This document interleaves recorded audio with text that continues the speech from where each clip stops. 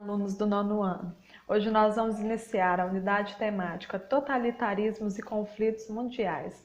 O objeto do nosso conhecimento será a crise capitalista de 1929. Após a Primeira Guerra Mundial, os Estados Unidos tiveram uma efervescência econômica, ou seja, tiveram grande riqueza, porque lucraram com a venda dos materiais bélicos para os países envolvidos na Primeira Guerra, saíram como vencedores do conflito, sem ter o conflito no seu próprio território e sem grandes perdas econômicas, certo? Além disso, emprestava dinheiro às nações europeias que estavam se recuperando da Primeira Guerra Mundial, vendia seus produtos industrializados para a Europa, que não tinha industrialização boa ainda por causa das consequências da Primeira Guerra Mundial. Na década de 1920, nós temos então um período visto como uma década de grande prosperidade econômica para os Estados Unidos. Assim, a população era grandemente estimulada a comprar com propagandas, com radionovelas, etc., que apresentavam o American Way of Life. O que é isso? O modo de vida americano. Com isso, nós temos também a organização de uma cultura de massa.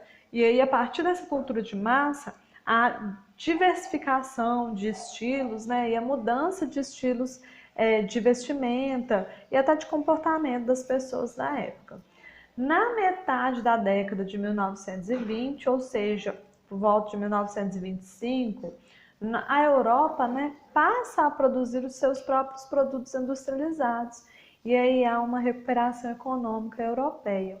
Com isso, então, há uma desaceleração do crescimento econômico norte-americano, a diminuição do salário dos trabalhadores norte-americanos, uma crise de superprodução, porque não havia mercado consumidor para escoar tantos produtos organizados e feitos nos Estados Unidos, e as ações das empresas norte-americanas que subiam cada vez mais passaram a cair, despencar. E nós temos em 1929 a quebra da Bolsa de Valores, que é consequência dessa queda das ações das empresas norte-americanas.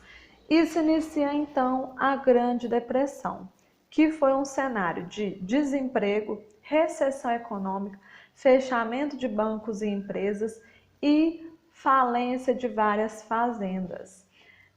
A partir disso, então, nós temos, por causa da crise de 1929, as consequências para outros países da América, sendo esses países aliados aos Estados Unidos e recebendo muitas vezes investimentos para a organização de suas empresas, esses países passaram a sofrer com os cortes desses investimentos, e os países da Europa que haviam recebido os empréstimos norte-americanos passavam a sofrer com a cobrança desses empréstimos para serem pagos o mais rápido possível.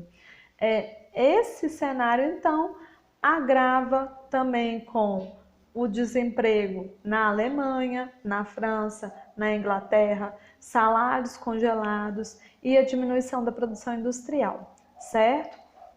Essa matéria, então, é a matéria sobre a crise de 1929 dos Estados Unidos.